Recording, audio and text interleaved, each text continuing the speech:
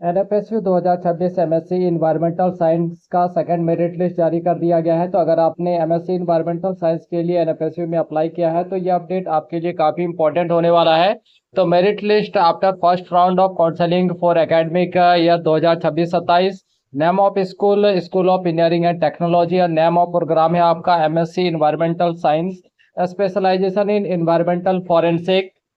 Next बात करते हैं हम लोग इम्पोर्टेंट इंस्ट्रक्शंस पर। तो NFSU Gandhinagar is publishing the provisional merit list. तो ये जो प्रोविजनल मेरिट लिस्ट है वो एनएफएसयू गांधीनगर की तरफ से पब्लिश किया गया है for admission after first round of counselling prepared on the basis of marks of qualifying examination.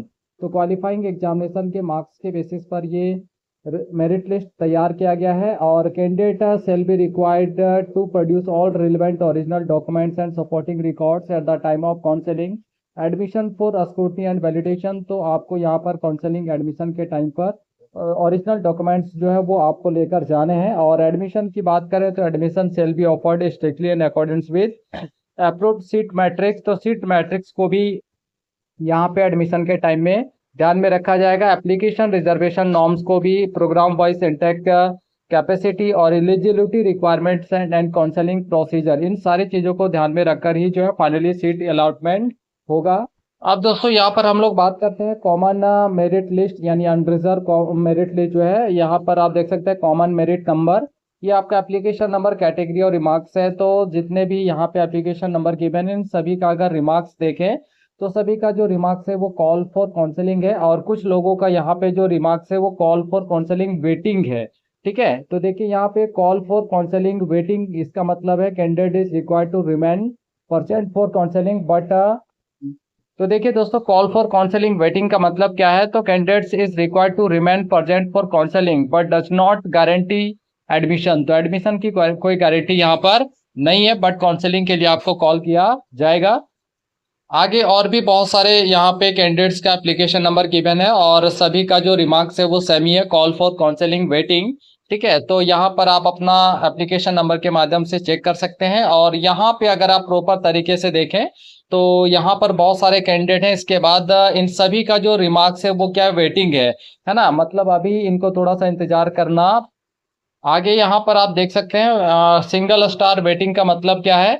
तो candidates will be called for counselling later, बाद में आपको कॉल किया जाएगा काउंसलिंग के लिए if any seat remains vacant after the first round of counselling. ठीक है, और डबल स्टार अगर लगा है वेटिंग के सामने, इट मीन्स रिजल्ट जो है वो आपका वेटेड है, डॉक्यूमेंट इनकम्प्लीट है, जिसके वजह से जो है candidate will be notified later if seat remains vacant. तो बाद में नोटिफाई आपको किया जाएगा अगर सीटें वैकेंट रह जाती हैं। तो जिनका सिंगल स्टार लगा है बैटिंग के सामने, इसका मतलब है आपको कॉल किया जाएगा अगर फर्स्ट राउंड के बाद सीटें जो है वो वैकेंट रह जाती हैं। तो ये पूरा लिस्ट है दोस्तों, जहां पर आप देख सकते हैं सिंगल स्टार, बहुत सारे कैंडिडेट्स के एप्लीकेशन नंबर के आगे डबल स्टार लगा है, मतलब इन सभी का जो डॉक्यूमेंट है किन्हीं का इनकम्प्लीट है। तो ऐसा नहीं कि बुलाया नहीं जाएगा, बाद में अगर सीटें वैकेंट रहेंगी तो बुलाया जाएगा। ठीक है, लेकिन आपको यहाँ पर जो है इंतजार करना पड़ेगा। बट जिनको कॉल फॉर काउंसलिंग लिखा गया है उनका मतलब यहाँ पर फाइनली उनको काउंसलिंग के लिए कॉल किया गया है। तो देखिए ईडब्ल्यूएस मेरिट लिस्ट, तो यहाँ पर अगर आप देखें तो इन सभी बच्चों का जो ईडब्ल्यूएस कैटेगरी के अंदर यहाँ पर काउंसलिंग के लिए सिलेक्शन हुआ है। और रिमार्क्स अगर आप देखेंगे तो रिमार्क्स सभी का अलग अलग है, ये कॉल फॉर काउंसलिंग है। इसके बाद देखिए यहाँ वेटिंग है, यहाँ पे डबल स्टार वेटिंग लगा है, मतलब इन डॉक्यूमेंट या तो इनकम्प्लीट है या फिर लेटर में आपको बाद में जो है काउंसलिंग के लिए कॉल किया जाएगा।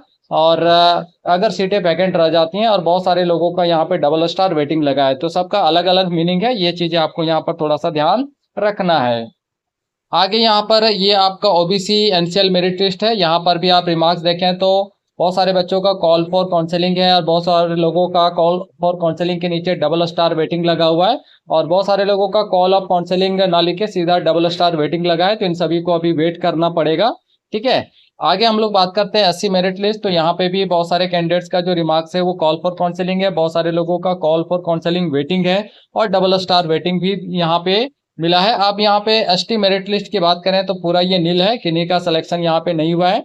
और पीडब्ल्यूडी मेरिट लिस्ट के अंदर भी किन्हीं भी कैंडिडेट का यहाँ पर सिलेक्शन देखने को नहीं मिला है। Jammu Kashmir and migrant resident merit list के अंदर भी पूरा जो आपका सिलेक्शन में तो जम्मू कश्मीर एंड माइग्रेंट के अंदर भी किन्हीं का जो है सिलेक्शन जो है वो देखने को नहीं मिला है, ठीक है। आप CW मेरिट लिस्ट के अंदर देखें तो यहाँ पे अगर आप थोड़ा सा ध्यान दें तो 4 लोगों का यहाँ पर जो सिलेक्शन है, लेकिन call for counselling subjected to submission of final year graduation marksheet, है ना। तो ये यहाँ पर आप सभी को इंस्ट्रक्शंस जो है वो दिया गया है, और ये इंस्ट्रक्शंस आपको थोड़ा सा यहाँ पर ध्यान देना है। तो ये आपका एप्लीकेशन नंबर है, तो रिमार्क्स पर भी आपको थोड़ा ध्यान देने की जरूरत है। अब दोस्तों बात करते हैं list of not eligible candidate. तो यहाँ पे 2 लोगों का एप्लीकेशन नंबर है, और यहाँ पे रिमार्क्स अगर देखें तो फर्स्ट का जो रिमार्क है वो qualifying degrees not as per eligibility criteria. तो एलिजिबिलिटी क्राइटेरिया जो रखा गया था उसके हिसाब से आपका डिग्री क्वालिफाइंग नहीं है। और दूसरा जो not meeting the minimum qualifying criteria, तो यहाँ पे नहीं मिला, इस वजह से ये लोग जो है 2 लोग जो है यहाँ पर इनएलिजिबल हो गए हैं। तो आइए दोस्तों, आप सबों को वीडियो अच्छा लगा होगा। अगर वीडियो अच्छा लगा हो तो इस वीडियो को एक लाइक जरूर कीजिएगा, प्यारा सा कमेंट जरूर कीजिएगा। तो मिलते हैं नेक्स्ट वीडियो में इसी तरह के इन्फॉर्मेटिव वीडियोस के साथ। तब तक के लिए आप सभी को थैंक यू, बाय बाय।